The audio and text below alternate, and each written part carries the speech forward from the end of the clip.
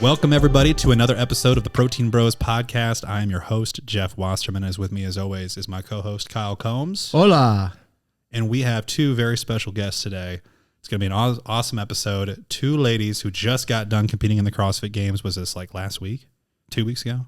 Yeah, like last week. Literally last week. Just got back. They're still sore. Toya Nelson and Addie Balderston. Yes.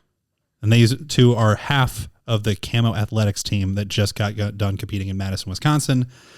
And they did pretty damn well. 20th, right? 20th, Most decorated team to ever come out of Kansas. Is that true? The only true. team The only to come out team. of Kansas. Yeah. That's awesome. That's The awesome. only team. Mm-hmm. Dear gosh, that's awesome. So we, Kyle and I are CrossFit fans. We have been following CrossFit probably since like 2009, 2008, something like that. We came from Springfield, Missouri at that time where CrossFit was like blowing up. There was 7 CrossFit gyms back then in Springfield. Wow. You guys have heard of CrossFit, CrossFit Springfield, right? They changed their name. Mm-hmm. I'm sure you They guys started the have done HOA competition. We've been Mm-hmm. really good friends with Jeremy Meyer for over a decade. That guy's kind of a godfather of CrossFit in this region, right? Yeah. And so we're just really excited to talk to you guys, get to know your stories, and then also hear about your games experience because we don't have anybody that can really talk on this in a team from a team aspect ever, right? You're the only team to ever make it. Or is I mean, dude, you guys finished 20th in the CrossFit Games. You guys are the 20th, most fit team in the world. And I don't know if listeners are hearing this and they maybe, have never competed in CrossFit. It's really it's hard to understate how ridiculously hard that is to do. You know what I'm saying? And how fit you have to be to even get to, let alone the CrossFit Games, but to get to quarterfinals. That's a huge, huge accomplishment. So that's really awesome. I'm excited to have you guys on. It's been a long time coming because Toya is a coach at my gym and she just dominates me in workouts ever since I've known her. That's true. I don't think I've ever beat you in a single workout. Unless it's like a back squat max. And We gotta hold on. We gotta get this. Addie, I don't know as well, but I do got to get this out of the way. Toya is the most ridiculously cool person that doesn't think she's cool. That's very As in, like, it's the best way to put it, dude. It's like not humble. It's like she just legitimately does not know how cool she is. And every time you tell her she's cool, she's like, no, I'm not cool. That's not real. So like in this podcast, I just got to ask you, like, got to come out of got to just be a little bit not humble. Just try to be like, that was really hard. I don't have a problem admitting it was hard. Okay. So let's start off. The first thing I want to talk about. So a lot of people, they see CrossFit gyms and they see CrossFit, being done on TV. Give us you guys' thoughts on like what the big difference is between CrossFit as, a training philosophy versus CrossFit as a, doing it as a sport. Do you want to Sure. Because you coach just, basically gym pop classes, Yes. right? But then you also are competing in it. And it's two very different things. Totally Very. different things. I think that mostly hit for me this year. I've always done competitions, but I just kind of go and have fun, and I don't know what I do in the workout, just do them, and then whatever happens. But this year, I switched the training to what they were doing, and it was completely different than anything else I had done. So the normal class is scheduled for an hour, but you don't work out for an hour. You warm up, you stretch, you maybe do a strength and then do a workout, and that's it, and that's fine. And that's great, but compared to actual training, I don't know. Well, let's not call it that. It's all. I mean, sorry, training for A CrossFit competition. versus just doing CrossFit for daily life is, oh my gosh, Which so you many more can get- hours. The intensity is Yeah. crazy different. The skill level is crazy different. Yeah. Now, from somebody who only has done the Gen Pop classes before, are you, I spent typically like 15 minutes warming up. Then you do, some kind of, strength portion that's not high intensity. Everybody's just kind of, lifting for a minute. And then you start, some form of like, what do you guys like to call them? For us, it'd be like a EMOM, or you would do like a, Metcon It of could some be. a Metcon of some Yeah. sort, right? Yeah. Something that's going to get your heart rate up. Mm-hmm. So how long do you like stretch, warm up, et cetera, for when you're doing, competition training? You were very good at this, and I tried to piggyback off of you at the games. I actually warm up a lot. I would say the rest of the team does not. No. I don't know if it's like just my body won't work, or I don't like to use age, but sometimes maybe because Addie, what are you, 24 now? 23. 23. Yeah. And so I'm turning 30. When I was 23, I didn't do a single warm up. Yeah. And now I'm like my joints, my muscles don't fire right. And so I warm up a long time. I don't know. I could go for probably like 20, 30 minutes of warming up. And Yeah, I was like, oh, where's Toya? And everybody was like, oh, she's warming up. I'm like, oh, then I guess I should warm up too. Yeah. Yeah. Addie, from your perspective, what was Toya doing that was unique to you as far as the warm-ups go? She looked at what Mayhem had provided for us, and then she kind of went off of that before every workout. And she was always really good at hitting her go wad, whether it was specific or just her general flow. And for our listeners that aren't familiar, what is Mayhem and what is Go Wad? Yeah, Mayhem is the brand franchise free programming that sponsors us that we follow. So they gave us all an email, and it was like, hey, this is just like strategy for the workouts, and then this is what we suggest you do for the warm up. Yeah. And so we would like follow that. At least for the first day, we followed that, and she followed it really well and kept doing it. And I was like, okay, then I'll just follow what you're doing. Yeah. And also Mayhem, for anybody listening, that's Rich Froning's gyms. That's his programming that he does. And so it's, one of the best programs that you can be a part of, and you guys are sponsored by them, correct? Mm-hmm. Yes. And Rich Froning is Rich Froning is the all-time winningest male athlete in CrossFit history. Yes. That is true. That is true. I had to say male now because of Tia, Yeah, Tia is ridiculous. Ridiculous. Tia just won her 6th, right? So tell everybody, there's a process to qualifying for the CrossFit Games. You start out by going into the open, and then you have to do, quarterfinals, semifinals, to eventually qualify for the games. Tell us, what the difference is between being an individual athlete versus being a team athlete, and how that goes. you go ahead. You've been an individual athlete. We need to make sure we highlight that too. Both of you guys, what'd you guys finish in the open? 99th. That's crazy. Oh, I don't know. Well behind Addie. But Addie could do things by herself, but she does things with us. Thank God. Yeah. Addie's been to the CrossFit Games as a teen. As a teenager, yep. I was 17 years old. So the year before is when I had started CrossFit, and I was like, oh, maybe I'll try and compete doing this. And so then the second year of doing CrossFit, I made it as a 17-year-old. It was amazing. All these other teenagers had been doing it for already a couple years, starting at 14. I was like, dang, now I'm aging out, and I'm going to be 18 with all the big girls. So at that time, I was also recruited for softball. So I went into a collegiate sport, and CrossFit kind of was put on the back burner, unfortunately. But I still tried to get it in like 7:30, 8 o'clock at night. I would still do it no matter what. And my quality of life and what I really wanted to do was CrossFit.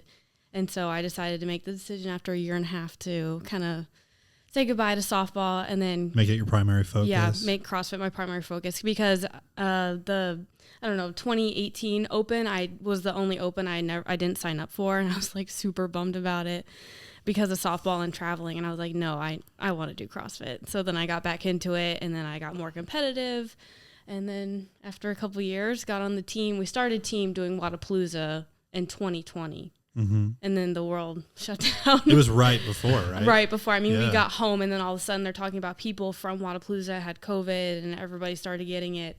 Training never stopped throughout those 2 years, but then we did have a team last year, which didn't go the way we had planned, and then this year we got Toya, and we made it. Wow, I did not know all that about you. Oh, no? No. You guys are going to find out a lot about each other this podcast. Well, I didn't know you did CrossFit for a year. You're like one of those people. I just did CrossFit for a year, and then I made it to the games. Yeah, I started. I'm like, if anyone ever interviewed me, I'd be like, I have been doing CrossFit for like 10 years. This has taken a long time. Well, yeah. So, she was also going against only other teenagers. Yeah. So.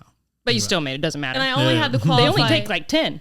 They take, 10, 14 through 15, and 10, 16 through 17. And the only way to qualify was through the Open. Like, you didn't have a semifinals as a teenager. You just did the Open. You qualified or not. And then... Has that girl... That's wild. Change pace real quick. Is that girl made it locally? That one that was, like, really good, that went to 913 or something like that? Yeah, she's won it the last 2 years. She's won it? She's the not... one from... Olivia Kerstetter? Olivia. No. Yeah, she's at Cobra Command now. Yeah. She's at Cobra Command now. Yeah, Jacob Hepner's her coach. Of course.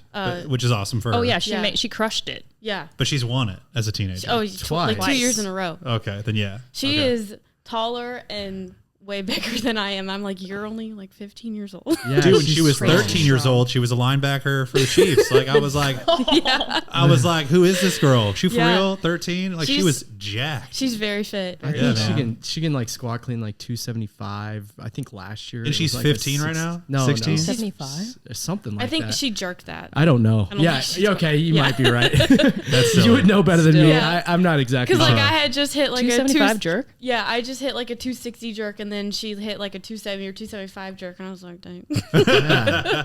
She does have like what, like 30 pounds or so on me, so I was like, Yeah. okay. I just remember I was like scrolling my Instagram. I saw that. I was like, what? I was like, God, I Yeah, gotta keep you scrolling got a that. bigger engine though, I bet. you know? Yeah. I like to think so, but I don't know. But, so let's go back to this. This was the original question, and that is, Oh, yeah. So why I wanted to ask you that, Addie, is because you have this individualized training, history as far as being at the games as an individual athlete, and so training for a team, how does that differ from training as an individual as far as the open is considered as well? Yeah, honestly, I only had 1 year as an individual, and I was so young, and I had no idea what I was doing. Throughout like my younger years, I've always been a team athlete. Whatever sport I was in, it was team. So I've really mainly been in like that team training aspect, and especially with my boyfriend Joe, our other teammate. We go like 1-to-1. We do synchro stuff. Even when we weren't training for the games, like we would always partner and almost be a 2-person team. Mm-hmm. So when it's a team, does that make it more difficult in the sense of training, like getting together, having to come up with, having all your lives meshed together? Or do you guys have to like really do a lot of individualized training and then hope that it gels later?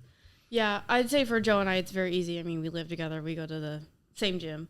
As far as like getting into season and having to train together as a team, it was very difficult with all of our schedules and having to change everything around, and especially like with like Nick has a kid, so his nap time and everything like that.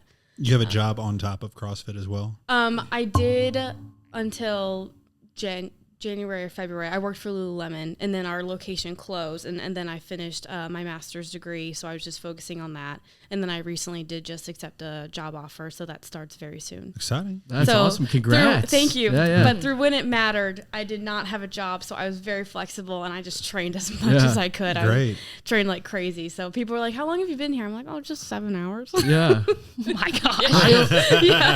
I always Don't think, ask me that. That's like, hey, I got a life too. Like, hey. I always think that's the wildest thing about Toya, because she's a nurse, and so she's got freaking the weirdest schedule of all time. And then on top of that, she trains, for Are you a people. 312s girl? Are you 410s Oh gosh, no, girl? I can't be there that long. 5/8 girl? Sometimes What? it can vary between 6, 8, and 10. I am lucky. I work in the OR, one of the only units that offers different hours of the shifts, and I'm PRN, so I just make my schedule. But usually it can 6, 8, or 10s. 12s if I'm desperate. Were there times leading up to the games that you were just like, screw this, I don't want to go to work today, I'm tired, I'm sore? I'm always sore, it feels like, but I don't really mind going to work. I don't hate my job, so it's okay. I feel like it's more like I do not want to train today. Yeah, I was like, I gotta work. Sorry. It's the opposite of that. That's funny. The thing that I was going to say though, for people that, going back to the way that you guys train, it's not just like, what I do is I just go in, I'll do strength, I'll do, just a Metcon or something like that. But you guys have, skills things you're working on, endurance workouts, you have longer Metcons, you have shorter Metcons, and you have, Toya's hour-long warm-ups on top of that. So how long were you guys in the gym every single day leading up to the games? I mean, Toya's schedule is very different from mine. She works out at 5 a.m. like crazy. Yeah, for me, probably just 2.5 hours. I would get there at a little bit before 5 or 5, and then I usually have to be in the shower at 7:30. Yeah. And rarely do I go back to the gym. I did leading up to the games a few days a week. I would do something at like 3:30. Yeah. Just because it was good to us. It was instructed that we practice being out in the sun, which I don't mind doing, but at 5 a.m. it's normally not out. So if I went outside, it wasn't the same. So I did that sometimes, but normally I go to the gym once and I'm Done. I'm done. Dude, Are you so- still coaching as well? Yeah, sometimes. So we know she played softball. I don't know your athletic background. I played softball. Did you? Did you really? At Rockhurst. Yeah, that's how I got to Kansas City. Really? Yeah. Where are you from originally? I went to high school in Manhattan, Kansas. Oh, no kidding. Yeah, before then all over the place. But Oh, okay. Yeah. That's cool. So you're military? no, I'm not sure. Just unstable. Wherever the wind We're just going all over the place. Yeah. There's so many more things we could unpack here. I think CrossFit, as far as like the competitiveness over the last, 10 years, it's only gotten more and more competitive because former athletes, when you're done playing, you don't really have an outlet, and CrossFit kind of gives you that outlet. You guys kind of find that to be true in the You get to sport. compete daily. Yeah. Definitely. It's kind of like what I like about it is, we can go talk shit to, the group of guys that work out at 12, and we just kind of compete with each other, and it gives you that like outlet that you might not have after you're done playing collegiate sports if you're not good enough to go to the CrossFit Games. Yeah, I agree with that. Lately I've found I'm not actually super competitive, like on reflection. Like I thought I was, but like I don't care what, like if someone's gonna beat me, I'm like, okay. Yeah. Good for you. I don't know. It's just weird. I don't describe myself as being competitive anymore, but I will still push myself really hard, and like I gave everything I had at the games to compete, to do as best as we could. Yeah. So I don't know. That was Well, evident. I think it's one of those things where like you're working out for the right reasons. You know what I'm saying? Like it's like you're not attaching your self-worth to how you Right. finish. It's just 100%. Like you knew you gave it your all, so you feel really comfortable and confident in that. Exactly. And I think other people that are still trying to like prove themselves to themselves.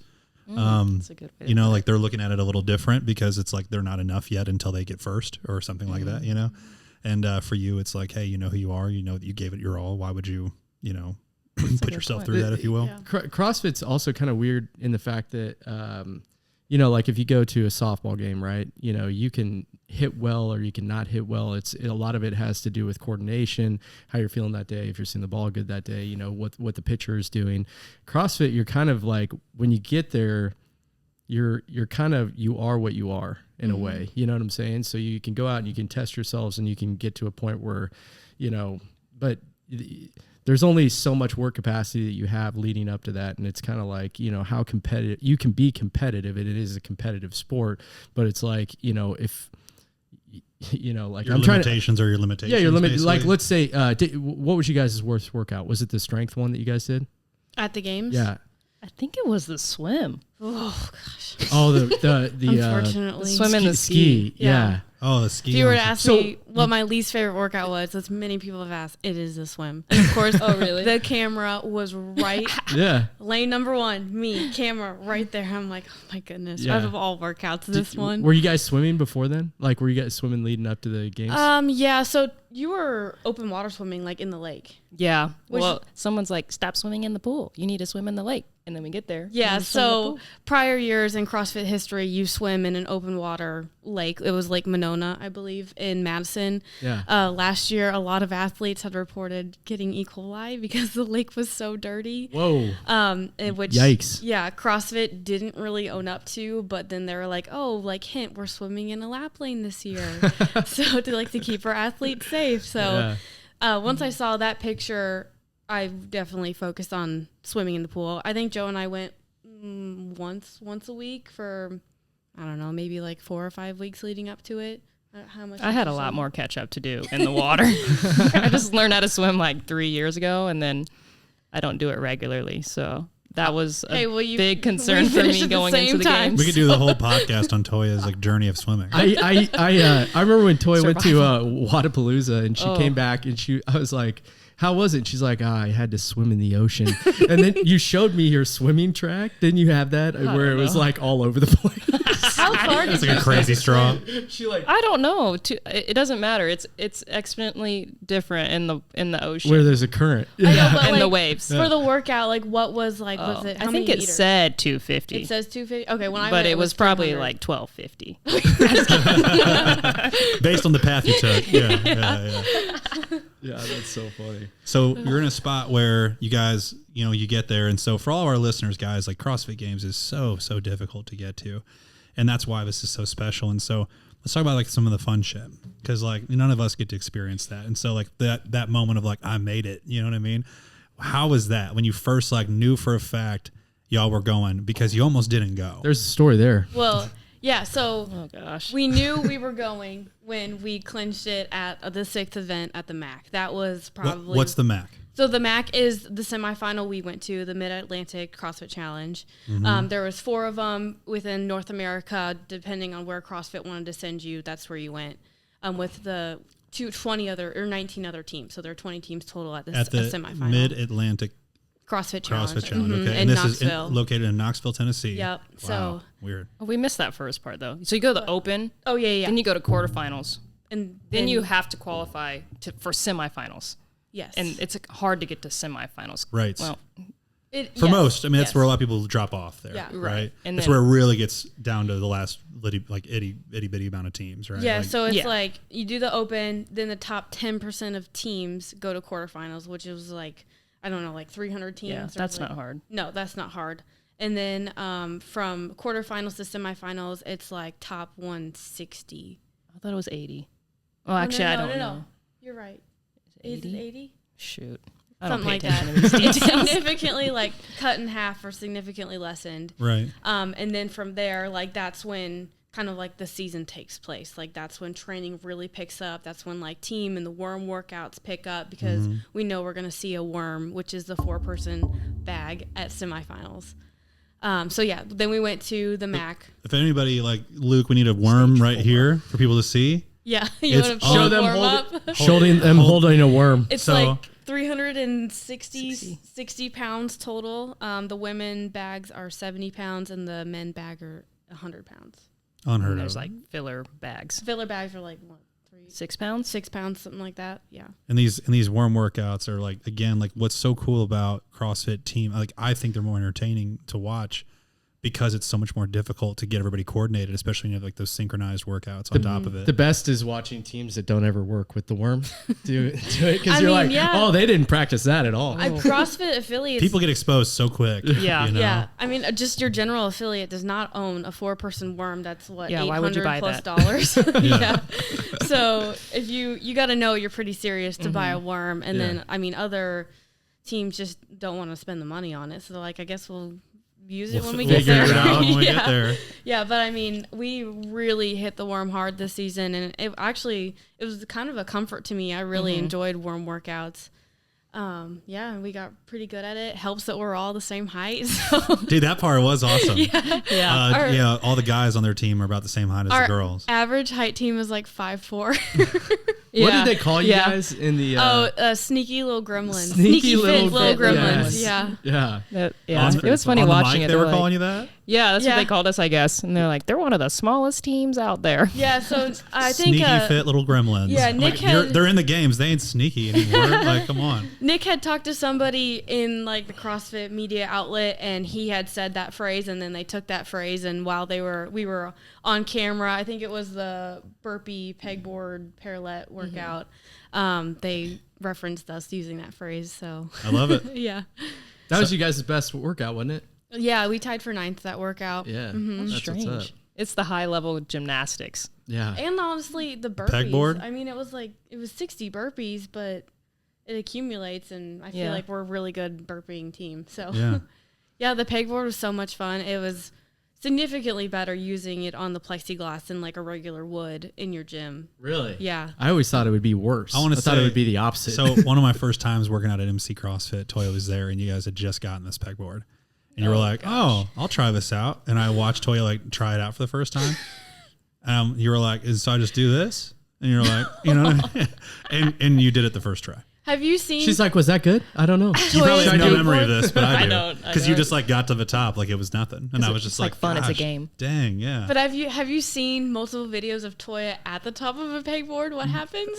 No. Well, I wait. always post the fails. Yeah. It's hilarious. I just somehow drop one of the pegs. I don't know how. jeez. and somebody's always like walking by. You're like, here, you need this. Yeah. Give me that, It's please. so funny. That's the You get to worst the place top and you're like, now what do I do? Yeah, I don't know. Yeah. It was comforting because at the games they have like this huge rogue like fall mat. So if you fall, it's like You're just like, oh well. No Yeah. big deal. Yeah. Yeah. yeah. But at the gym, it's like, that's just concrete stall mats underneath you. You got nothing. I fell off the top of a rope when I was first learning to rope climb. I used to not use my feet because I was a big meathead. And so I just climb a rope with like just my upper body. Nice legless rope climb. Which is fine until you get into a workout that has a lot of them. And then I was like, oh, I've never experienced exhaustion in my arms like this. And I just dropped and I just like rolled my ankle. I actually had a bruise on my heel for like probably a month after that. Yeah. Gosh. Oh no. Yeah. Yeah. Someone. My buddy Will saw it and he goes, he was like, dude, what was that? I was like, he's like, you fell like 20 feet. And I was like, yeah, I'm done for today. Oh my gosh. To be honest with you, man, I can't walk right. I was like 240 at the time. I was like a falling star there. Kyle was once a 260 plus pound power lifter. Yeah. And then decided he was going to do CrossFit. Yeah. Pretty crazy watching him get so small. Wow. It is crazy Kyle. Watching you get small. He is small Kyle now. He's like 210. No, really. Yeah, it's weird because I don't know. Oh, you're 210 right now? Yeah. Like whenever you do your transformations, like when you were 220, when I get really I motivated, think you were 220, and then you post like a 205. I was like, oh my gosh. Yeah. Just like, it's crazy. His wedding day, he was like 200 pounds. I was like, who is this dude? Because for like years, he was 260. He just walked around. He walked around at 240 pretty much all the time almost. Yeah.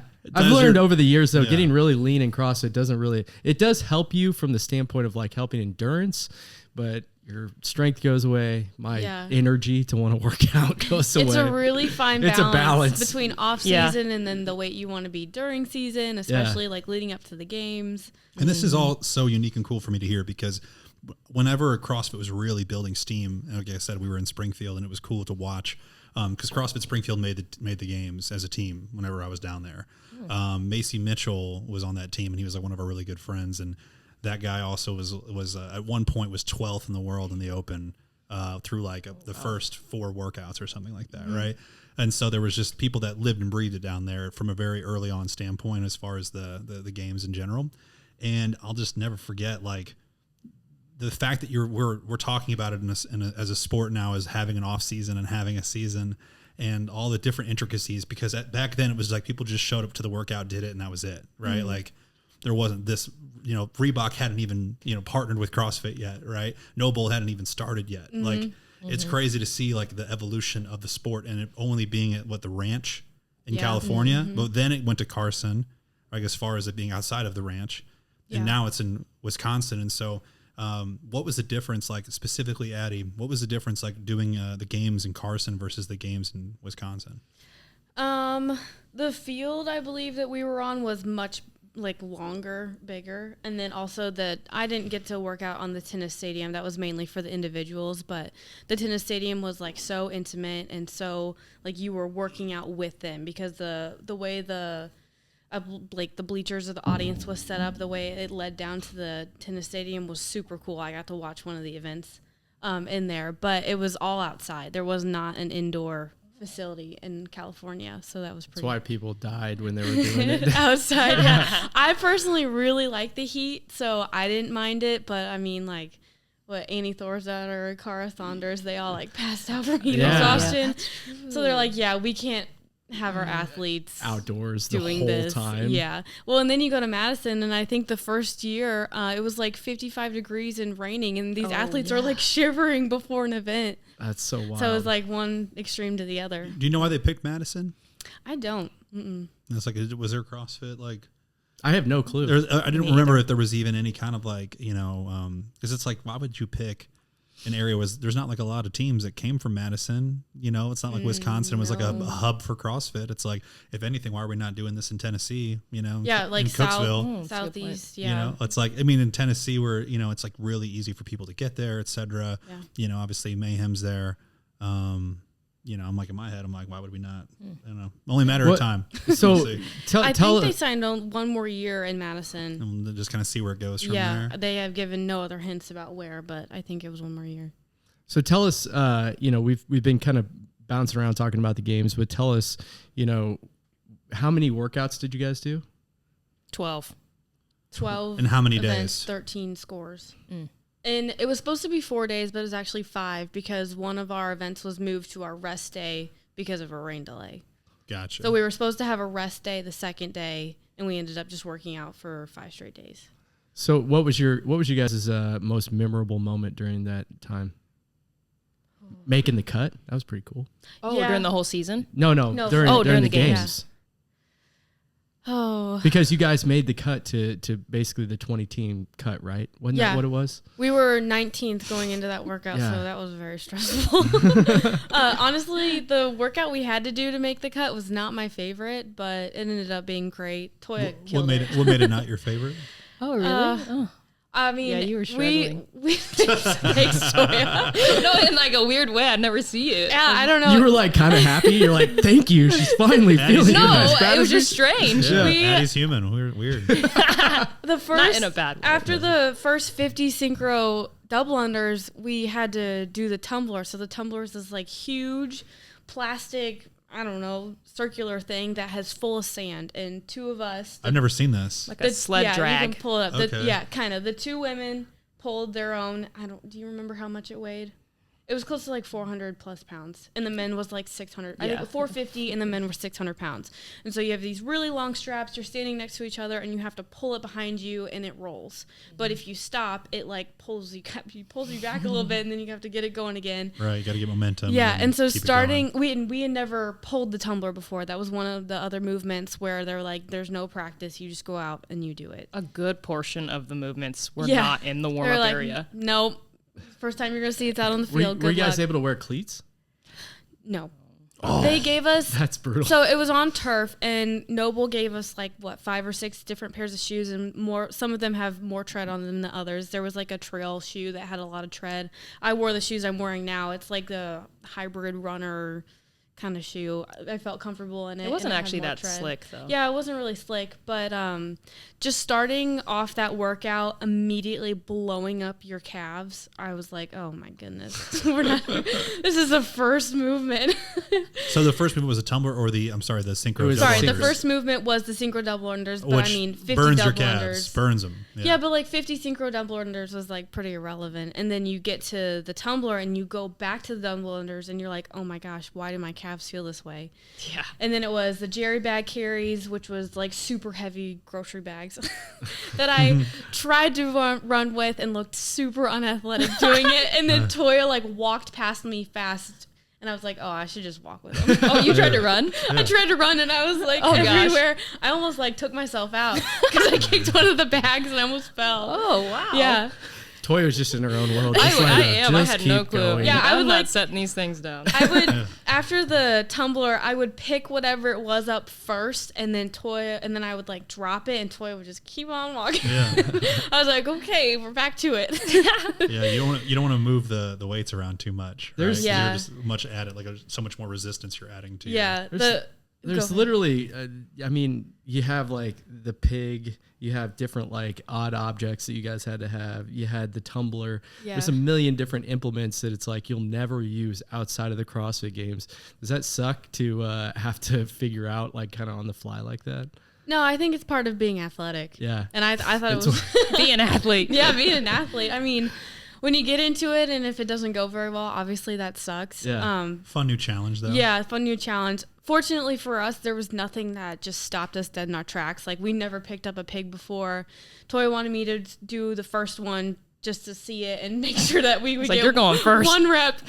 But yeah, picked up the pig. It was really awkward, and it was like the first one was like, okay, that didn't feel good. And for our listeners, what's a pig? How do you describe that? Like a car. It is kind of like a car. Like a small car. It's like a long rectangular, super heavy weight. It weighs 360 pounds.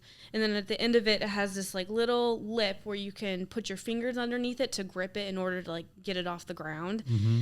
And then it's kind of like a tire flip. Yeah, it's like a tire flip. You got to pick it up. It's like a way elevated to tire flip because it's way taller than you are. So you pick it up, you kind of get it to your knees, and then you kind of like hang clean it up to get your hands underneath it. Or if you're at Toya's case, you use your head to push it, and then it flips over. And so that was in the workout. It was 10 alternating, and one person could not do like 2 in a row. If once I did it, Toya had to do the next rep. If she couldn't do it, then we were stuck. But yeah, it went between the two of us. The pig flips went really well. They were fun. Honestly, they were fun. Yeah, I wish I could do it again. You said you'll never be able to do these like movements, but you could flip a tire. It would be the same thing. Yeah. I think the What's coolest material? pictures and videos to come out of the CrossFit Games are like you guys doing that. That was awesome. I really enjoyed our pictures. That was you really just posted one, Yeah. didn't you? Yeah. Yesterday. They're so Yeah. cool. Today. Post Yeah. that right here, Luke. Oh, Yeah. Show The him picture. flipping the pig. make sure you like it. Yeah. The pig flip. So is it made out of rubber like a tire is? What's it made out of? I honestly Jeez, no don't clue. know what's in it, but like the The material that you're gripping though. What would you like? do you know like the compare that Rogue to? soft boxes? Mm-hmm. You know like what that's made of. That's what the Okay, material like is. vinyl of Yeah, some sort. yeah, yeah. Okay. Mm-hmm. And so this is let me get direct because we didn't really finish this question. Is Oh, yeah. you guys make the games, Yes. right? You find out you're gonna make it, and then let's talk about the heartbreak that was figuring out that you might not get in. Yeah. That How happened did- immediately. We found out we made it, and I drove home Before Sunday? we did. Yeah. and basically got the email within 24 hours of finding out we made it that Yeah. What you did- might not make it. You went home Sunday night. Joe and I went home Monday after a 13-hour drive. We get home. All we want to do is watch the new season of Stranger Things. I can't blame you. I mean, it's an awesome show. Didn't even unpack. We sit on the couch. I don't know why. Joe looks through his email and he was like, "Oh no!" And he went super quiet. And I was like, "What?" He was like, "Look at your email." I was like, "Okay." And so I look at my email and my heart just sinks. I was like, 2 years in a row. This is insane. And I'm like panicking inside. I'm like, okay, what can we do? What do we need to do? Just like trying to. My mind's racing. And so then I text you or I call you, like we call you, and you're like, yeah, I got this email too. We're like, okay, what does this mean? What do we have to do? So there was an anonymous tip towards our team that we were not training enough as a team at the affiliate we were representing. So that being Kamo Athletics. Kamo Athletics. Yeah. So there's rules that as a team you have to follow in order to qualify. So this prevents like super teams from happening. So like you can't live on the opposite side of the world, never train as a team, and then go and just destroy the team field. Mm-hmm. So Understandable. You have to live within a 100-mile radius of the gym you're representing. You have to train this is vague. You have to train you have to primarily train. majority, over half. They didn't say over half. Whatever. It was like all these different words that said you have to train at your affiliate more than like the majority else. of the time. Yes, Majority more of than the anywhere else. So CrossFit was like, hey, you guys are under investigation for team eligibility. Please provide us all the information you can to show that you trained where you're supposed to. And that being, they gave us examples like pictures, receipts, like you logging into Wi-Fi at that gym, just anything that proves that you were there. Which when I heard that, I was like, well, that's good because Toya records like every Right? workout. Yeah. I was like, that should be Thankfully. plenty. You know what I'm saying? Yeah, you would think, You would but think. man, this investigation took 5 weeks. And if you there's multiple teams I know who are truly home team gyms, like all 4 of them are coaches at the same gym, but they can't prove over the majority of time training at that gym, even though they don't have another gym to go to just because they don't have enough pictures. Yeah. And so my question for you, and this is for our listeners as well, is, what's going through your mind when that happened, when you guys read that email? Because you mentioned this, Addie, is that this is the second time for you. Yes, second time. So what happened the first time? Last year, after we clinched the 5th spot at the same semifinal, the MAC, we didn't receive, but one of our teammates received an email saying that she was no longer eligible to compete as a team and our team was being disqualified. So we had an emergency FaceTime meeting. Joe and I are at a celebratory breakfast, and then in the middle of this breakfast, we have a FaceTime, and breakfast was over. It was a horrible morning. So we had a 20-minute call about what had happened and what this means and pretty much how our season was over. And it was just absolutely heartbreaking. And there was no hope. All that work to get to that point where they say you're now going to the games, Yeah. and then they ripped it from This you. was the morning after we got home. And we're coming off of this high. We can't wait to see people and tell people and just really celebrate and be happy about what we accomplished. And yeah, just receiving that FaceTime call was It's a gut-wrenching horrible. And I'm like, wow, now I have to tell my friends, I have to tell my family. I was not ashamed, but I was so disappointed because all these people are so proud of me, and I have to tell them that, hey, you bought these tickets to the games to watch us. Sorry, you can't go. Like Yeah. we're not going. not So going. sell these tickets. Yeah. Right. It was so hard, and you just have to like tell them the same story over and over again, because like you see people at the gym like one week, and then the different week people who weren't there like come back in, you're like, oh, congratulations. You're like, oh, well, Yeah, everybody knows this actually- is what you've been putting all your eggs in this basket for so long. we kind of you know. held on to what had happened last year for maybe a couple days before we started telling people, just to like understand what the story was and how we were going to go about the rest of the process. Pretty much. Did you guys try to fight it like you had to this year? So she decided to appeal CrossFit's decision, and she had a lawyer alongside her, and she met with CrossFit over FaceTime, and they pretty much had an appeal process, and her lawyer had her story, and then CrossFit was like, this is what the rule book says, and they kind of went back and forth, and this has been precedented before. Her case was nothing new, and CrossFit was like, no, you are disqualified. This has happened before. They recognized a ban from USADA for a positive drug test, and CrossFit says they don't say what they specifically recognize as a ban, but they're like, we have the right to recognize any ban that's been put on you, and you will be sanctioned for however long is left. And that's the brutality of being on a team sport then, huh? Yeah. Because it had nothing to do with you. And nothing to do with us. And unfortunately, this information was not disclosed before even Wadapalooza that year. And then going into the season, it was not disclosed. And just to hear that and be like, you didn't tell us this. And the feedback we got was very disrespectful, and pretty much, you should have Googled me. That's what we were told, which was like, okay, now I know what we're dealing with. We will no longer be affiliated with this gym, and we just need to go our separate ways for the best. Yeah. For sure. So And it's crazy too, is this year, it seems like more and more people are getting caught trying to dope or trying to use something illegal. Some kind of edge. And it seems like CrossFit's getting better and better and Significant. better at catching people. Yeah. I think there was 2 teams that got at disqualified. our own semifinal, there was just 2 teams. I think Yeah. between team members and individuals, there was like 14 plus people. Yeah. It was crazy. That's crazy. And I think it's Truly, yeah. It's just because it's a matter of 2 things. One, steroids and like enhancing drugs are just getting like more, I don't know, technologically advanced, and they're like kind of bypassing the drug testing, especially with like SARMs. That's a whole very new thing. But then so they think they can get away with it or cycle off of it, but they don't know how long it's in their system, so they're just kind of like guess and take a chance. CrossFit's, I think, drug testing is getting better. They started actually blood testing with urine as well. That was more random sampling for blood, whereas urine was for all like the top 5 teams. yeah. So yeah, it's been Crazy. It's crazy. So you guys Wowzers, deal guys. with that 2 years in a row.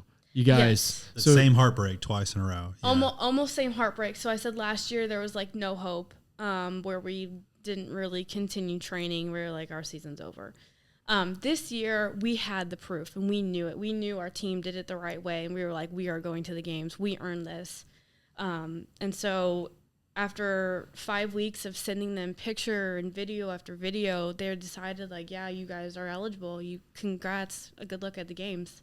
Good luck at the games in 3 weeks. Good luck at the 3 I remember because I didn't know what was going to happen with you guys. I was talking to you coming into the gym, and I was kind of bummed out by the whole situation in general.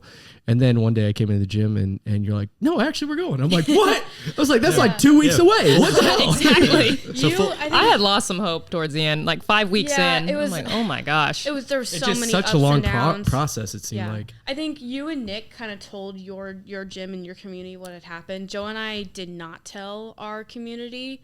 I think it's because like we knew we were gonna go, like deep down we were like, we don't even want to. We don't even speak it wanna to an get into this. existence. Yeah. No. And even like when people were asking questions and saying congratulations, we were thank you, and we just kind of like I let did it that go. for a while, but I'm just so bad at faking it and lying. And I was like, you know what? We might not go. And then people are like, I'm buying tickets. I'm doing this. I'm going. And I Yeah. just kept thinking, oh my gosh. Yeah. Because we had like 15 people from MC. I know. I was end up about to going. say, like all There's of a MC lot of was people. going. Yeah. It got It's like, really oh. wearing not to tell people, but after like 5 weeks, we finally got to tell people what had happened, and we're like, yeah, we're going now. We're all excited again. So I think all of us dealt with that stress and adversity very differently. I think Toya took like a week off, and then she got back to her regular training. Is that right? Well, regardless, I was going to take a week off after yeah. semifinals. So, yeah, and then I just... you need that little deload. I was not smart.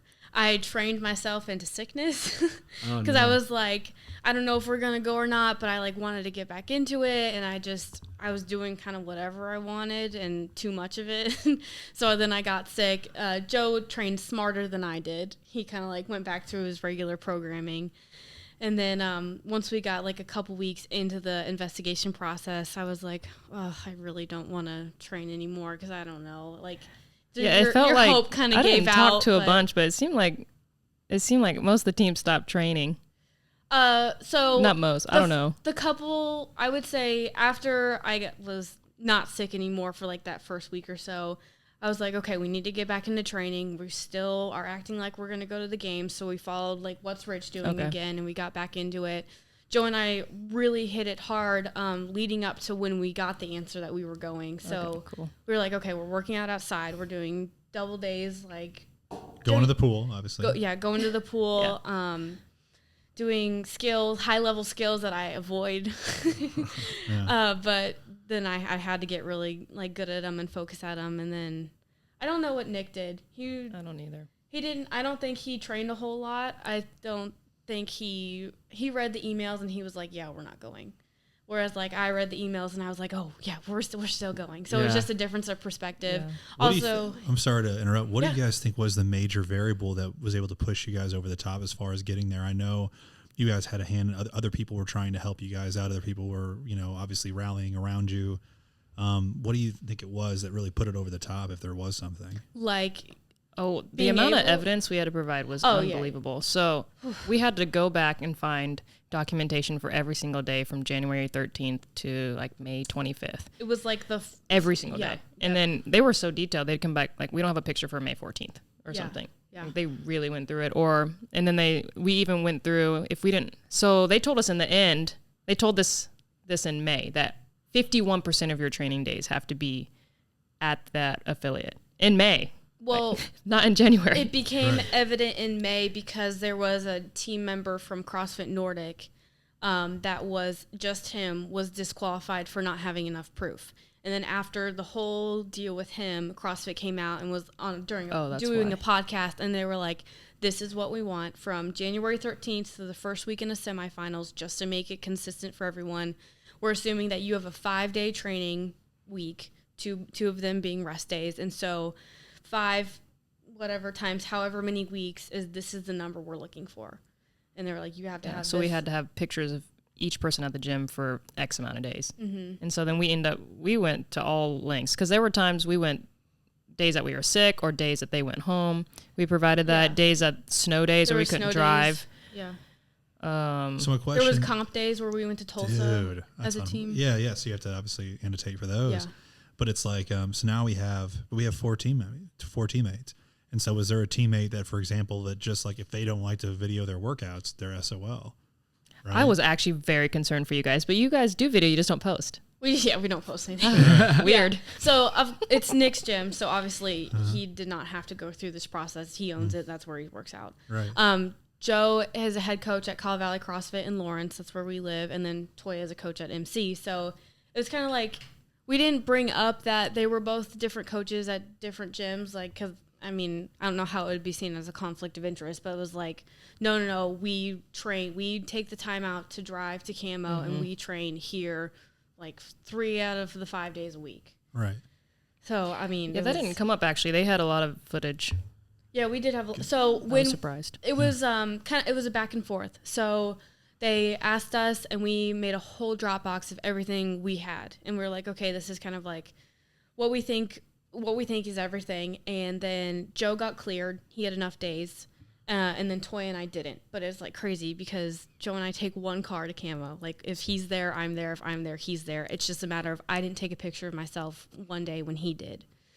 which was Wild. so frustrating. Yeah, the most. I mean, like, So they're like, what else can you do to tell me that I'm not allowed to be here? Like, Yeah. I compete. I like do all the things, and Yeah. you're going to tell me that I need to take enough selfies? isn't that crazy? Yes, it So really crazy. comes down to that. Yeah. Pictures. Yeah, and so actually they released that podcast of what they were looking for at the very beginning of our investigation. So we were like, okay, they really like don't want to disqualify us. That's what I got from the podcast. They were very positive. They were like, we do not want to disqualify athletes. That's not what we're looking to do. We want the lowest barrier of entry, so we will take anything into consideration. And I was like, okay, well, snow days. I went home and I worked out at my home gym. So does that count? Does that not? So they had to deal with that. We competed in Tulsa, so that also counted as team training, luckily. Like, we went out to the track, which is technically not in the affiliate, which counted.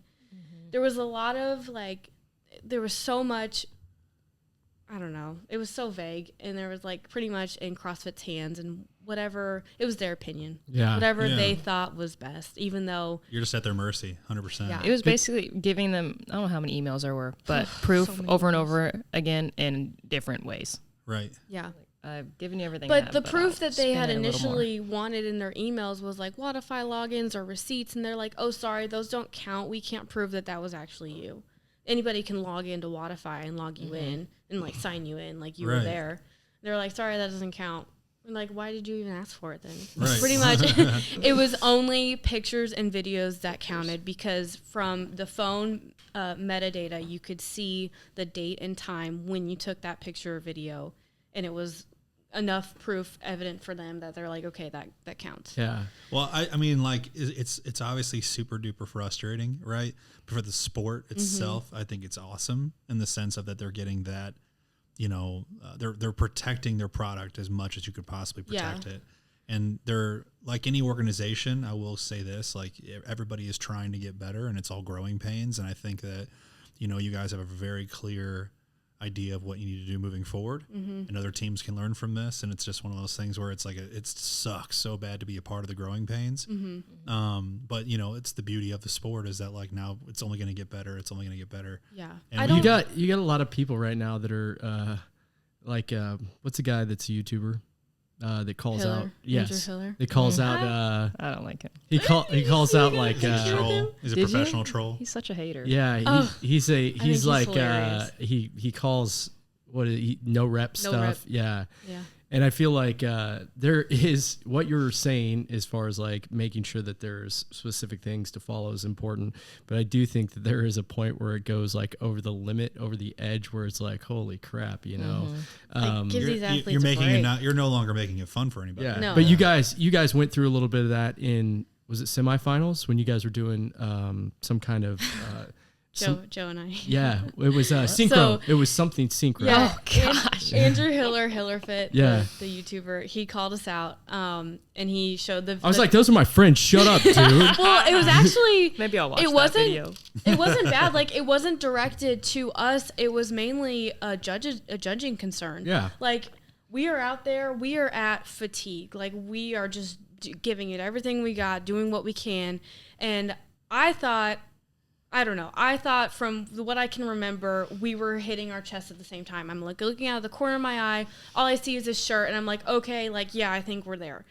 And it's like, honestly, and when looking back at the video, it was atrocious. You came back, you're like, it was close, right? And I was like, No, it was not close at all. But the thing is, like, Joe ended up going to failure, and if we would have gotten no rep at the first no rep, we could have taken that time to drop down. Shake out Joe your could have arms. like refreshed a little bit, and then the rest of them could have been like clean reps. Yeah.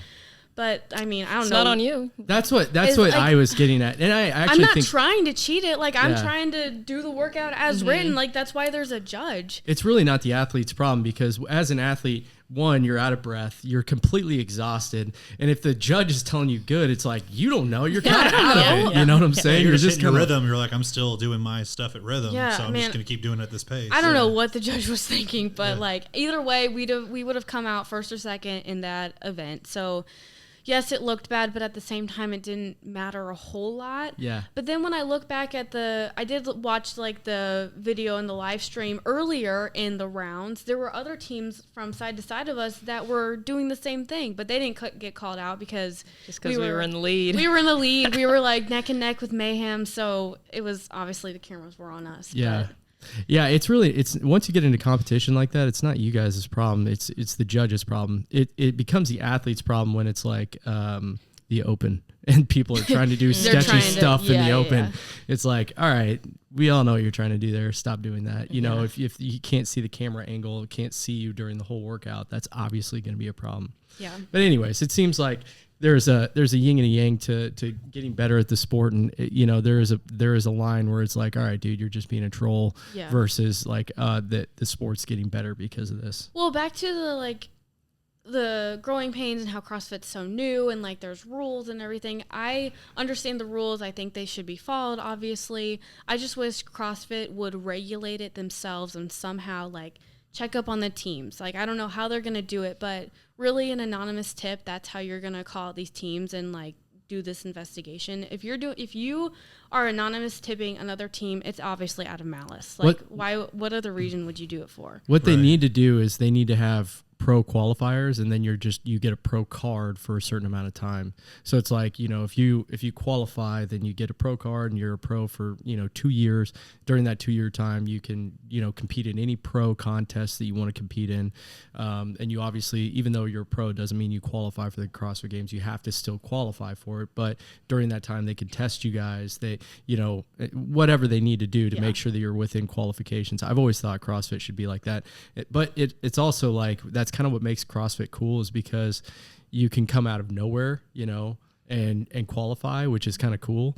17-year-old. But it's like if you want to grow the sport, at some point you're going to have an established professional level to it, you would think. Yeah, that part is wildly frustrating. I just think like not only is it like out of malice and it just puts so much pressure and stress on the team after qualifying, like CrossFit's making way more work for themselves.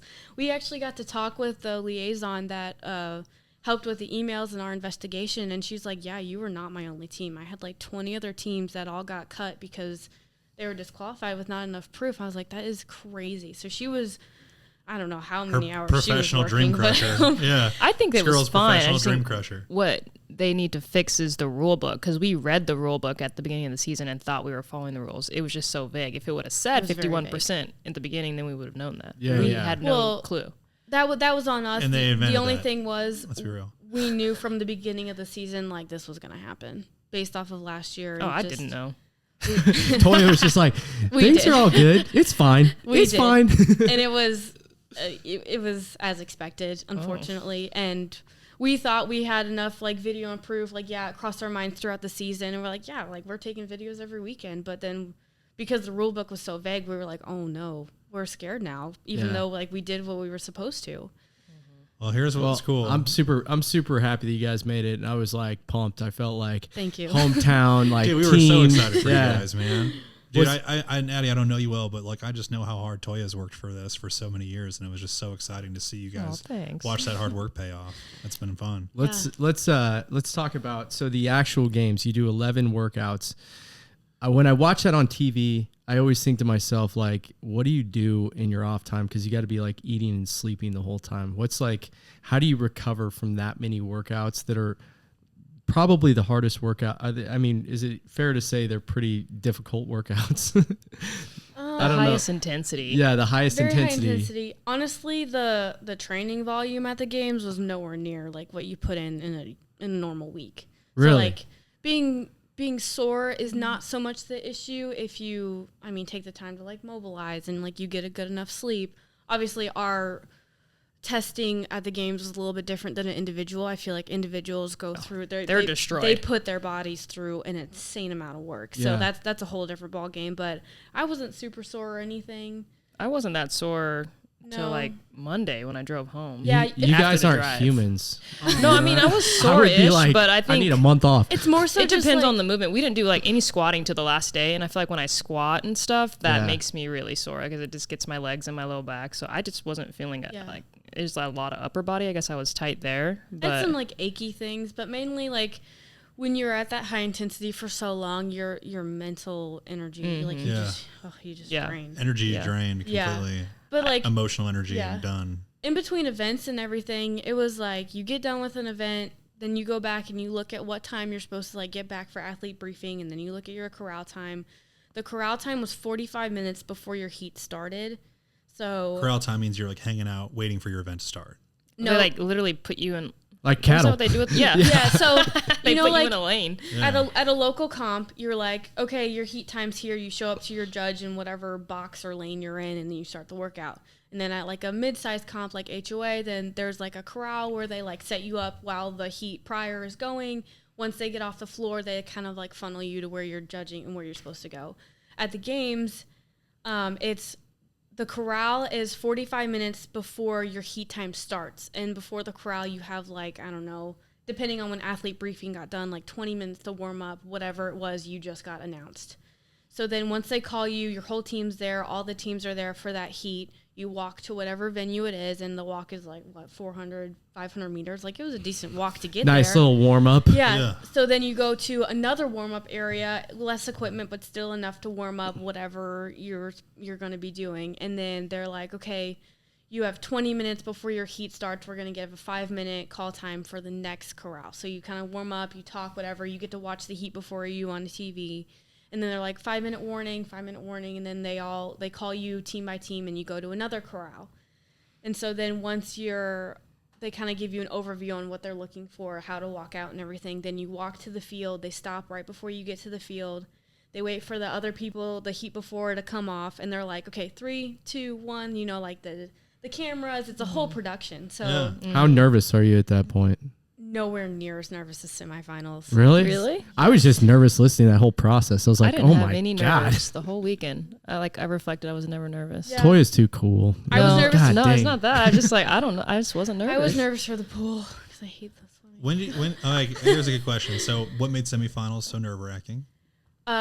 There's only 20 teams, so like who like the top 8 teams are. You're like, okay, these are the people you are fighting for that top 5 for.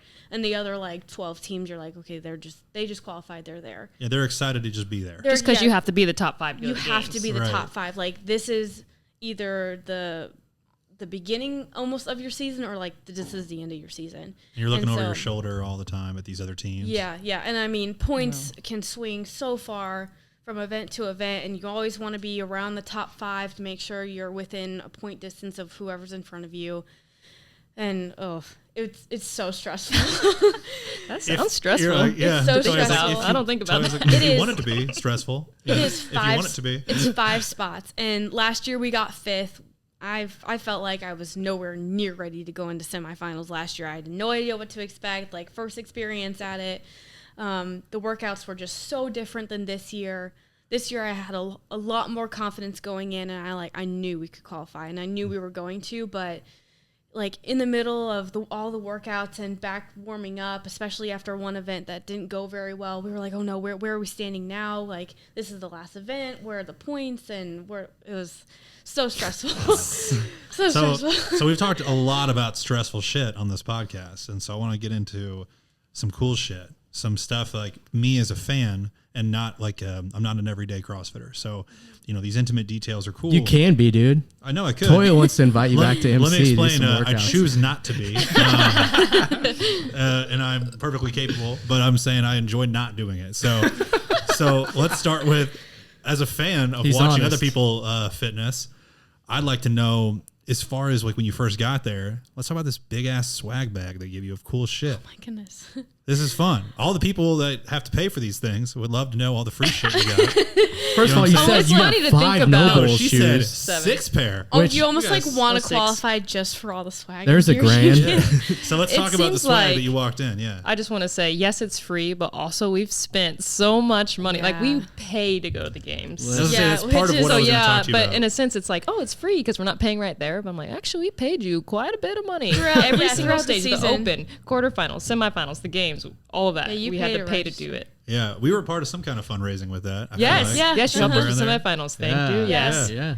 I mean, thankfully we did have our P10 sponsors, so they did pay for our semifinal and games entry fee, which helped. Shout out P10. Enormously. Who's P10? P10 drinks. Yes, drinks, it's energy a- drinks, hydration drinks, electrolytes, all that good stuff. Cool. So. That's Thanks, awesome. P10. Yeah, and that's like $1,300 there paying for our registration. Yeah, so. it makes a huge difference. And then you guys, so you get there, you get 7 pairs of shoes.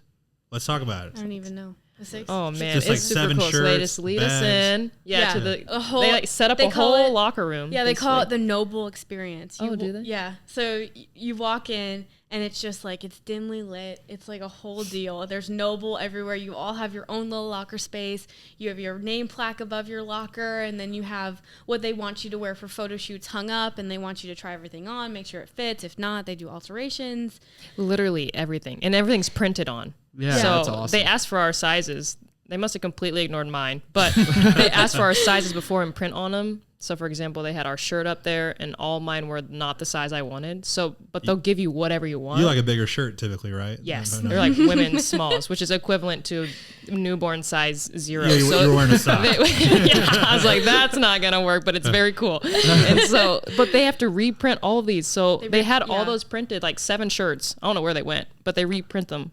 That That's night, wild. And give them to me They in do my it- size. They do all the alterations and reprinting in like that night. It was crazy. So opposite of Toya, I want everything to be as tight and as little as possible. Yeah. So I originally had said a small for all my bottoms. I try one small on and I'm like, this is not going to work. So Yeah. they take all of my bottoms and they make them pretty much an extra small in the waist and everything. And then Toya sends everything back and she's like, I want a men's large. Yeah. So It was funny, but they had to literally like sew your shorts. yeah, so they know they what were it's called. the smalls, but they're like, yeah, we're gonna take it back. We have like this really high tech machine, and we're pretty much just gonna, with the material we have, we're just gonna make it an extra small. Because they ran out of extra smalls. Yeah, That's wild. Yeah. It's like the craziest service. I said, "You'll take anything?" I said, "Okay, well, will you take these socks? I'll have size small size." They're like, "Yeah." I said, yeah. "Okay." Oh my gosh, we got socks, wristbands, headbands. We got bras. Men got the compression shorts, leggings. 2 different styles of tanks, 2 different styles of shorts, 3. Yeah, and then short sleeve shirts, long sleeve shirts, swimsuits. yeah, don't I need to mean- buy. Did you guys get like anything. headphones or anything? No, it was pretty much it's whatever Noble makes. Yeah. So you had But to wear. but all these Mayhem athlete gear too, right? So, Yeah. So That's- because Yeah, they gave us this too. Well, because- Mayhem gave us this. Yeah. but so- Mayhem was a different brand, correct? Mayhem Athlete is like an actual clothing brand, right? Yeah. Like they've started selling clothes, right? They Yeah, do. they It's have a like whole- S2 sells I'm clothes. with Yeah, you. I'm they're, with you, yeah. they're not. That's not their main thing. Their No, main I'm thing with you. is It's the programming. Yeah, Yeah. Yeah, Right. yeah. So we are sponsored Mayhem athletes. We get their programming. We follow what they do. We after the whole Noble experience, we met with them and we got our Mayhem kind of like swag box, and we got like shirts and like patches and water bottles in that. So we got Yeah, like like- kind of a goodie box from them too. Sure. But on the field of play, they are very strict about what you can and can't wear. It has to be all Noble issued, even Yeah. like They paid a lot of so money for that, so yeah, it makes sense. The only Yeah. thing that I'm glad you they protect were that. allowed to wear that was not Noble was your shoes, for a very good reason. I mean, going out and competing in brand new shoes that shoes. you've never worn. Yeah. Those shoes are so heavy too. They're heavy and they can be really good shoes, but the trainers take a very long time to break in. Like their runners are great. I really like their runners, but like the training shoes are like bricks, and you have to really work to get them. What's your Yeah. guys' go-to training shoe? Nanos. Probably Nanos Yeah. or my Noble runners. Yeah. Eddie's looking over at Toy like, should I tell him? Should I tell the truth? No. I love Just my depends. Reebok Nanos. I've always worn Reebok. I've Dude, I never got some Nano worn- 2s. That I'm I wearing still have. Nanos right Twos now. with I the have- Kevlar toes. I have 4s. Yeah. My Nanos is for my fat feet. I always tell Damn. people, I'm like, dude, my feet are just so wide that if I can't Yeah. wear Noble, like I I like love- the way I love the toe Nobles look, box. but yeah, the, yeah, it's true. It's kind of narrow. Yeah. Luke, you need to get a picture of their team and put it right here of them in all their Noble gear because that's a pretty cool picture too. Do you have the professional photos we got? Yeah. He's pretty good. It was good. cool, He the can professional find it. pics to get. Yeah. I'm obsessed with pictures. Yeah. So. The pictures were great. It was I was like, really damn, cool. they are so official right now. That's so yeah, cool. you really felt like a professional athlete. Yeah. Let's talk about some fangirling too. Is there some CrossFit athletes that you guys got to see and hang out with? This is so funny. I don't know a single person Absolutely. in the sport. Like maybe the top 5 people ever. And then I don't know how many times we go how by. different Addie and Toya are, dude. He's like, do you know who that is? I live and breathe. Like, dude, if that guy tweets, I already read it. You know? I'm just like not. And Toya's like, I just go to the gym, man. I really do. I'm not. I've learned through this whole process. I just like to do CrossFit. I don't know anything about the details. Oh, yeah. I don't know who's doing what. Like who is who. I don't know watch- how many times. Do you know who that person is? Who? Yeah, we walk by somebody. I'm like, oh my gosh, Toya, My do you know who girlfriend's that the is? exact same way. She doesn't know anything. It was so no funny. clue. She's like, you were asking the worst person here. She's like, I have no idea who these people are. I'm like, what? I mean, She's I like, watched, that's Rich Froning. Like I know Rich and I know Annie. Okay, end of story. I watched Mayhem. Come on, you know YouTube. Tia. Oh, Tia. Yep. Yeah. Oh yeah, I watched the Mayhem YouTube. I watched the Craig Ritchie YouTube. I watched the Hillerfit YouTube. I watch all that mainly Man. because of Joe, but also because I do enjoy watching it as well. So, Yeah. Like I know all these athletes. know I even anything. know all the team athletes. I'm like, oh yeah, I know this person, this person, this person. She's like, I have no idea who these people are. Like I follow all of them and I like give them the whole background of who this person is. I don't even know them. That's amazing. All right, so who did you fangirl out on the hardest? Oh, I don't know.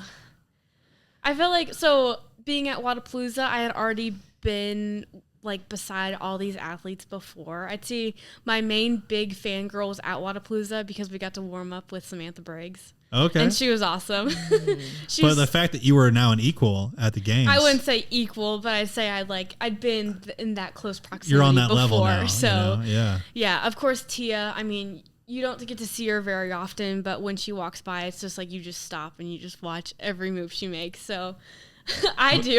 What a weirdo. I mean, I'm it's just so kidding. cool. It's like the most dominant That's female true. CrossFit athlete there is, especially Ever was too. ever was. So the team went. The last workout was the teams went first. No. The individuals went first and then the teams. But then there's the closing ceremonies and then the awards afterwards. So all the individuals stayed back up in the warm-up area when we competed and then when we came back. So Tia's just sitting there waiting to go back out on the floor for the award ceremonies and I'm like, hi Tia. Did you say hi? I said nice job Tia. She was like, oh thanks guys, and like she waved at me and Did like you she get a made picture? eye contact. I had a picture with her at Wadapalooza. Dude, everybody That's only old. talks about how just is old. ridiculously nice and humble she is and how just like Yeah. approachable she is. And down to Honestly, earth. with all those super high competitive athletes, you have to catch them at the right time because if you catch them like right before a workout or like Oh, right never after talk to them. a Yeah. workout where they're not happy, it's like you go up and talk to them and they're like not friendly.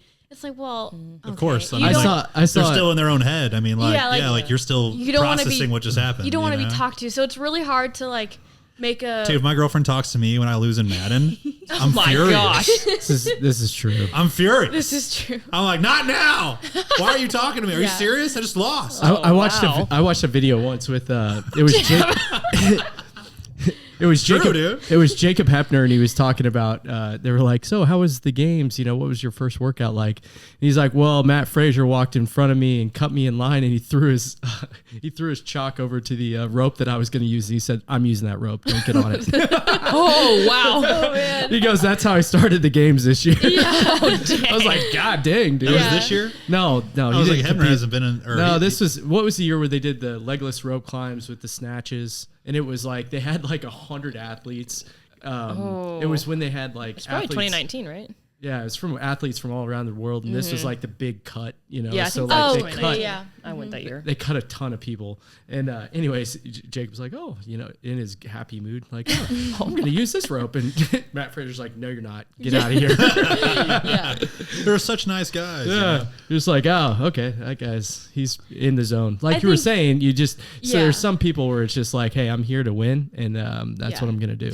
That's what I did notice. You could tell. I mean, no matter what, we tried our hardest, but you could tell the teams that are like, "Oh, we made it," and then you can tell the teams like, "We're here to win it." Yeah, Yeah. It's not enough for us just to be here. Yeah. Yeah. I was Yeah. like, "Well, I'm here." yeah.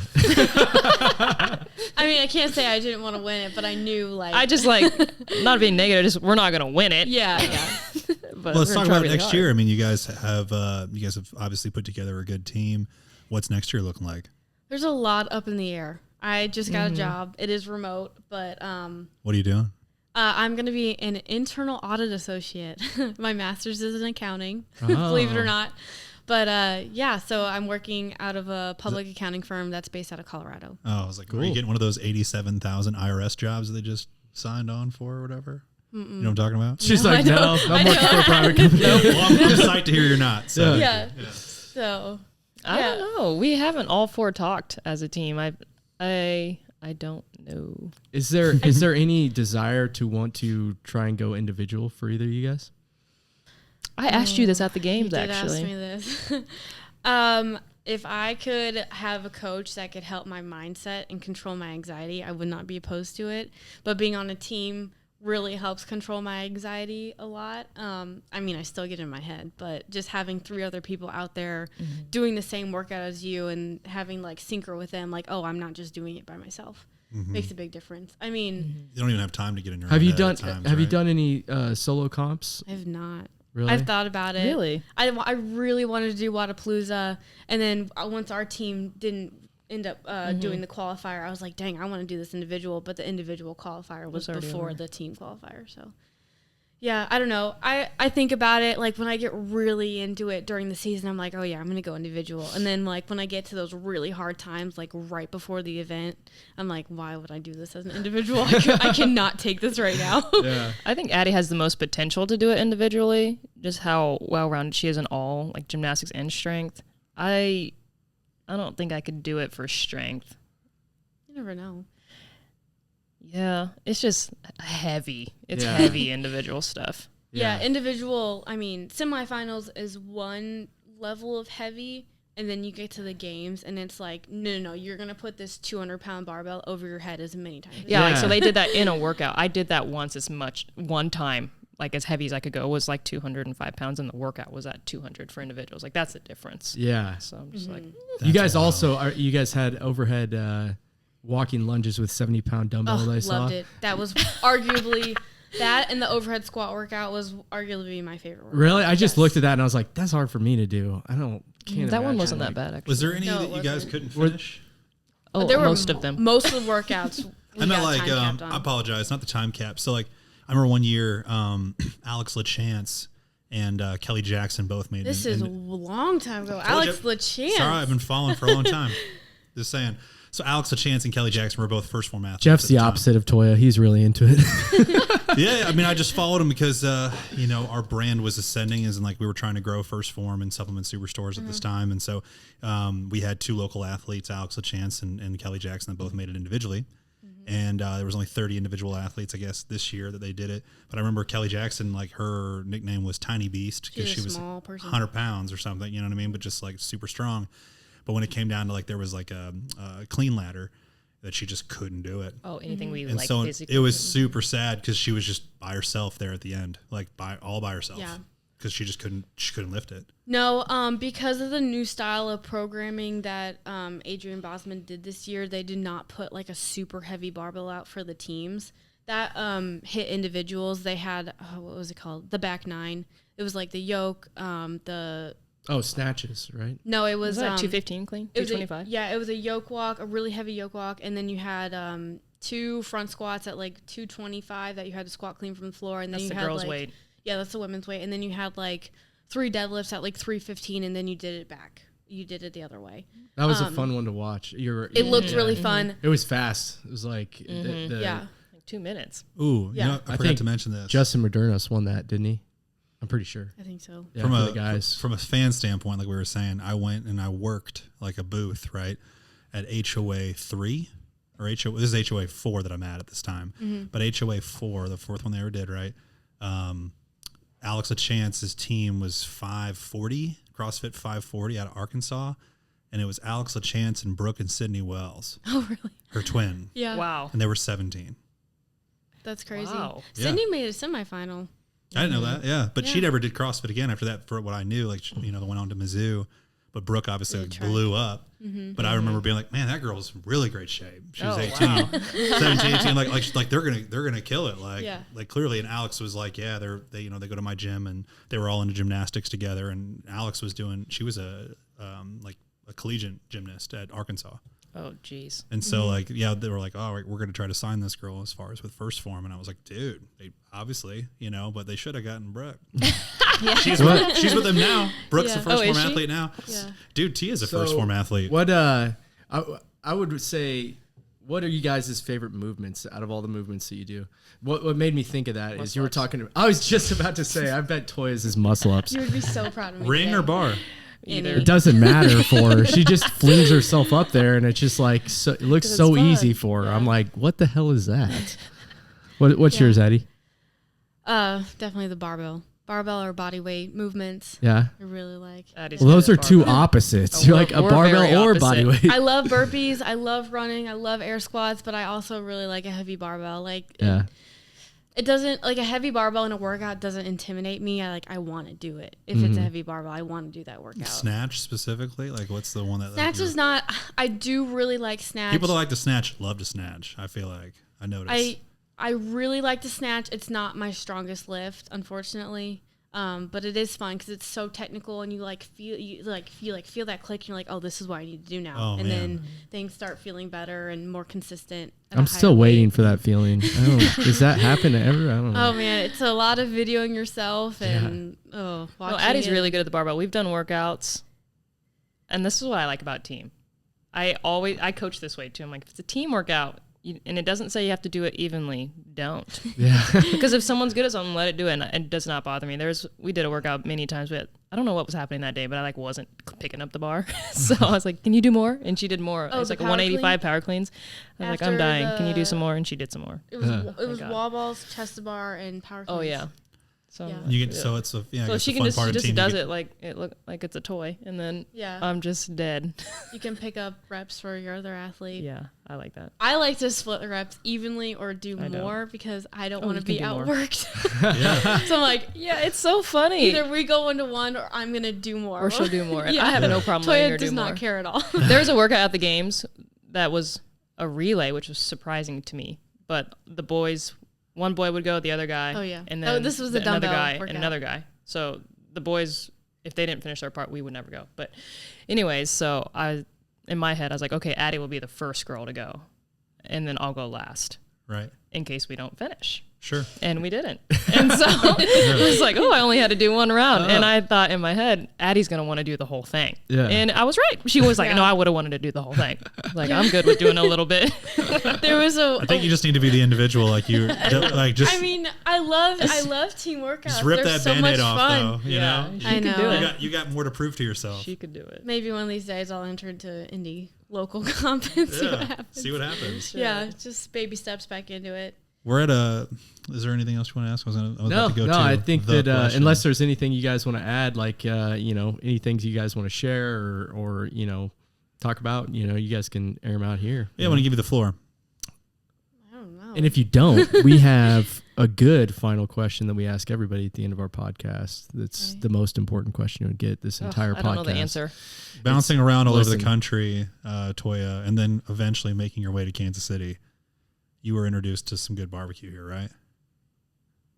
Yeah, I think. Oh, this is. man. I'm Never sorry. mind. You're gonna I'm not screw really this into up, Toya. barbecue. Never mind, Q39? Toya. you know that one. That's the easy one to go to. You're a coach at Martin City CrossFit. You got the original Jack Stack in Martin City, and you're just gonna blasphemously just skip over them. I've never been there. You never Damn. been there? Oh, I've been. I don't really get into barbecue. I just don't like the sides. Zarda barbecue. You ever been there? In Lenexa? Oh yeah, phenomenal. They have a Z-Man called something else. It's a good G-Man. So is that your vote for best barbecue in Kansas City? What's your No, vote? it's not in Kansas City. All right. Big's Barbecue. It's based out of Concordia, but they have a location. Is that in Kansas? Concordia, Missouri. Oh. Well, where's that? We don't know. Concordia? Yeah, you're talking There's a to me Concordia, you're acting Kansas. as if like it's like Oh. the seventh biggest city in Missouri. It's like so 145th, and you're like Concordia, Missouri. Yeah. Jeff, are you serious? It's like when you're on I-70 and you pass Lee Summit, and then you have like 40 more miles, and you hit like Odessa, and then there's Concordia. It's a small little town. I only know. Is that where the Lululemon went out of business? No, I only know it's there because in middle school, this is where our volleyball state tournament was because there's a huge Lutheran school in Concordia, and that's where our state volleyball was. And apparently they make great we went to barbecue. Won't you there. be driving? Barbecue. You'll be driving that direction tomorrow. I was about Yeah. to say, I'm Try not. it Jeff's out. going by Oh. himself. Big's barbecue. It's super small. It's like Yeah. right off the highway. But anyway, they have a location in Lawrence, and it's so good. Is it? I love Big's barbecue. BIGGS. Yeah, BIGGS. All right. All Knew there right. was two. Biggs and Lawrence. What's I mean, hey, Toya? we'll take it. What's your favorite food? I mean, if it's not barbecue, Oh, I like Bibi Bop. Bibi Bob. oh, BB Bop's good. My That's wife, good. there I yet. love a good chain. Listen. It's Asian Chipotle. my wife made Honestly, me. it makes Chipotle look bad. Yeah, It's good. it is Have you ever good. been to Longboards right behind? I Bibi love Bop? longboards, dude. I love longboards. Don't get this There's guy one in talking the about arena food. What right is that? there. Sandwiches? It's the It's wraps. Wraps. I said sandwiches and he yelled at me. Really big wraps. But they like You get, panini like, press them. Like Subway. You can get like 4 proteins in one. Did you say like you're really trying to get Jeff to Yeah. yell at you? I just want to see the ring. Like Subway. What is something that genuinely excites you, Toya? Asking questions before a class like what's your favorite movie or something. Oh, my questions of the day. She'll ask. Questions of the day too. Oh, yeah, I love She'll it. ask all sorts of weird questions, which John Creel, if John Creel's listening to this, always gives the best answers to. Oh, yes. I always do question of the day because I don't like when people don't know each other or when the class is just like awkward and nobody's talking. But it always gets people to talk. Yeah, brings you joy. Usually MC classes are the exact opposite of that. You can't get anybody to shut up. Like, shut Do up we and actually listen. have to work out now? Yeah. Dang. Yeah. Well, if you haven't Cool. been to longboards, you need to. It's awesome. Oh, will that bring me joy? Shit, maybe. It's got like some shrimp, what is that? They have like, you could do like crab meat along with beef, along with chicken, like all in one wrap. Oh, wow. But you don't have to. That sounds gross. Yeah, it's. Oh, speaking of food, I will tell you, The don't do combos are weird. trifecta. Oh, sorry. Oh, being a- really? Yeah, Trifecta? shout them out. No, I mean, it was fun. We got free trifecta, and I tried it today, just the first day. Oh yeah, because you forgot to take them. I forgot to take them. But I had this whole meal, probably at least $14, right? Yeah. $14, $15. Yeah. It's 390 calories. I'm like, I could just have a protein bar. But anyway, so 390 calories for this meal, and you can't get the plastic off. Oh my gosh, that's You the like can't get worst the part. plastic So off. How you can Vacuum even eat it? sealed, they're right? frozen. They send you them frozen, Yeah, like and they're knife it? they're vacuum sealed. You have to chainsaw it. It's so hard. And I mean, so I brought them to the hotel room, and I mean, I have this flimsy plastic Fork. knife utensil, Yeah. and Yeah. like it kind of like loosens up once it's after the microwave. But I mean, you're just like sawing this plastic off, and your fingers are in your can't get- food. I And even it's dug just the, like- the it was wrapper a out to read mess. the directions again. I was like, I'm Yeah. doing this wrong. It was such you a can't pain. get to the I mean, food. the actual food wasn't bad. I mean, I thought they like tasted fairly well. It was not not. impressed. It was Learning it was, curve on just being able to microwave it and open it and eat it is Yeah. crazy. It was not a lot of food. Like I know was they're not a like lot. I know they're like portioned out and they're supposed to be whatever the macros are, the ratios are even or whatever. 390 calories. That was my meal. Who eats 390 calories for My a meal? meals are like 600 calories. or Exactly. so. I'm starving right now. Yeah. I'm sorry. So like we would get back to the hotel room and like I would immediately eat a trifecta meal. I would shower and then I'd like eat a whole nother meal of like rice cakes and Right. peanut Yeah. butter. I mean, and they're As an good. whatever appetizer. snacks I had. Yeah. Yeah. Most people that are paying for trifecta meals are not working out for a living, Yeah. right? If you're paying, yeah. 390 calories makes sense for the Gen Pop. Yeah. Does it? It does typically, yeah. That's what like every That's know. like Well, if you eat 3 of think those, about- 1,200 calories. That's not enough for anyone. no, I mean like that's definitely like Jeff's like eat some protein shakes and stuff. the people that are buying those meals. People my snack. mindset. This is just my mindset. I think they're buying them because they want to see some kind of result, and so they're hoping that the meals will deliver them result outside of convenience. Oh, So I've it's been like wanting lean them so I don't cuisines meal are like prep. all 300, 400 calories, right? Like, Oh. I think meals should be in like the 500-600 range, but those Yeah. people are probably making their own meals. I did not enjoy that I could not meal prep my own food. That's crazy that they don't allow that. No, No, it was just such a pain to travel with, and like Oh, I brought my air fryer. Well, yeah, you had. It looked like you had a lot more fridge space than I did. That's Just a money. mini You're like, fridge. I brought Yeah. the air fryer. I Yeah, My meals were the same the whole week. got an air fryer right here in this cabinet. yeah. Oh my gosh. I will say Probably have another one downstairs. the one product that we received after we qualified, we sent out a ton of emails. We're like, hey, to all these different like CrossFit brands, like, will you support us? Send us anything you want if you can. Like, we're not asking for a sponsorship, just anything that can like help us along the way. So like Yeti got us free stuff, like Bear Complex got us free stuff, like just a lot of stuff. But the one product I will say that I now stand by, and I thought it was a gimmick, was Beam Dream. I'm like, this subscription is so expensive. I would not buy this. I see all these. Works? Oh my gosh, yes. Oh. Tell us what Beam Dream is. Beam I don't know what that is. CBD plus like melatonin, it's right? melatonin plus chocolate syrup. Yeah. It's a powder. That sounds delicious. It's a powder form, and they have a couple flavors. But usually, I would just like take melatonin in a little pill, or like a magnesium in a pill at night. Yeah. Sure. But now that we got like samples of Beam Dream, it's a powder, and I mix it up with almond milk, and then I have my little blender that I blend it up with. And my head hits the pillow and I'm out cold. And I've seen a significant difference from my Garmin sleep. And wow. it's just like, it's CBD, it's melatonin, it's magnesium. Yeah, so it helps with going into REM. Yeah, I think there's into another REM like sleep. proprietary blend in there. But yeah, I mean, compared to just like the pill form I took of magnesium and melatonin, this works significantly better. Yeah. Well, magnesium, there's lots of different forms of it that can make a difference. So, yeah, I don't doubt it. I really enjoy it. Plus, the melatonin might be like 10 milligrams instead. Yeah. You might be double scooping. Yeah. That's okay. It works. Yeah. I can't take melatonin. The flavor we got is like cacao, just like the fancy chocolate. Yeah. Yeah, it's not good in water. Yeah. It's not good in water. But I blended up with almond milk and I diluted it enough where it tastes really good. Yeah. Well, we do reviews. I don't know if you guys have watched any of our Protein Bros reviews of protein snacks, foods, drinks, etc. So we'll have to include you guys in on that. You should try the protein chips. So I want to know what you think. Very wild. They're new protein chips. Is it WY?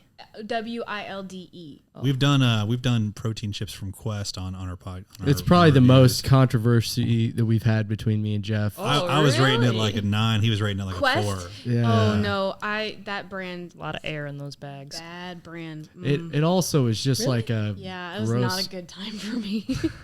That was a really bad time in my life. What? You I know about the wild chips. It was weird. Or something? They were handing them out, and Go for it. the chips, and I was starting to eat it, and I was like, this doesn't really taste like a chip. And then the first ingredient is chicken. It's like a chicken chips. It's keto brand. Yeah. I was like, Chicken chips. I'll never forget, dude. Someone tried to sell us real good pizza. The name of the brand. The guy came into our store. Me and Kyle were working the counter. It was just the two of us. This dude walks in. He's like, "Hey man, I'll sell you. I'll even put a freezer in here for you, and we'll start selling these." And like, he's like, "Our pizzas are made out of 100% all natural chicken breast." And I was like, "Man, the 100% all natural part." And you gave me this chicken breast in the form of a crust. I'm just saying, like, it sounds pretty. It's a little process. So can we admit it's a little process? Can we not call it? It's you guys literally just sliced this thing right off the chicken and grilled up a pizza crust. To be fair, me and Jeff ate all of them. They were phenomenal. When we ran out of them, we had to go down to Complete Nutrition to buy more. But then we were like, how much are they wholesale? All right, never mind. We're not doing that. Like, you want to charge us $6 for your chicken breast pizza? The guy was from Kansas City too. He was from Overland Park, like the guy that made them or whatever. But we were like, that's funny. I don't know, man. That freezer not worth it for us. But wild chips, that's a go. No, I mean, for your reviews, I don't know. Chicken chips. Did you like them? I didn't mind. I didn't try any of the other flavors. I only tried the sea salt one. Well, I wanted it to taste like a chip. Like there was like don't call them chip. Like they don't taste tortilla chip. There was like a buffalo chicken flavor that Andy and Nick thought that were great. I didn't get a chance to try those, but I thought it was going to be more like buffalo chicken on chicken sounds pretty good. Yeah. I thought it was going to be more like a pork rind, like kind of texture, but it was a very interesting texture. I didn't think the flavor was bad. Yeah, you guys should just try it. Just see what you think. Interesting. We'll give it a shot. I'm unforgiving. I don't like it. We just got we got confirmation that we're getting in some Bootylicious muffins. Is that right? I've never heard of this. Yeah, neither had I. I got served an ad. I got served an ad for Bootylicious muffins, and I said, "Hey, Luke, hit them up, see if we want to try some." And they're going to send us some Bootylicious. I already got too much junk in the trunk. Are they in? All right. Oh wow! All right, we'll give it a shot.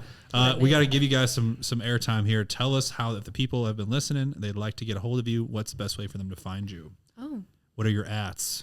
Toy11_ on Instagram. Type in Toy11, you'll just find I'm her. not good at Facebook. I found out someone has messaged me like 2 months ago, and I did not respond. So You'd have been the first person to shout yourself out on Facebook. Oh, okay. Yeah. Not Instagram. Like I have Facebook too, but I don't use it. Yeah. My Instagram is @Addie_Elaine15. Don't expect to see any training videos. She keeps those to herself. She does. I think I'm Whenever you post, I'm like a proud mom. Oh my gosh, Dang, Addie, I need to look do at you more. go. Every time Toya posts videos, I'm like, damn, she's good at that. I'm not even posting training videos. My mom's like, your Instagram is CrossFit or dogs? Yeah. I'm like, yeah. And what's wrong with that? Mom, what's wrong with Yeah. That's my life. that? Yeah. Do you Or have Joe. do you have the Lift Heavy Pet Dogs T-shirt?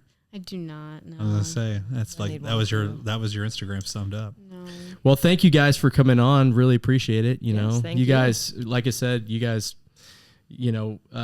getting to the point that you did and working as hard as you did for the last year, we were all rooting for you guys. Super proud of you guys for finishing 20th. That's something that you guys can be proud of the rest of your life, no matter what you do, in the next year or the next following years. So very, very happy that you guys came on, for real. Thank you you. so much. Appreciate your guys' Yeah, time. we appreciate it. Yeah. This is fun. A lot of fun. Thank you. If you're out there listening, follow us at Protein Bros Podcast. And, if you want to, stop in any of our stores. We got Protein Bros shirts in the stores. And anything else, Luke? No? Do they have to Okay. pay for those shirts? They all free if you go in and ask and tell them you heard about it on the This Protein is Bros something Podcast. we do only for our loyal listeners. If you guys listen, all you gotta do It's is true. say you'd like a It's Protein true. Bros shirt. Toy I got one. Yeah. That's right. So, I almost paid too. Appreciate y'all. all right. Thank Thanks, you. guys.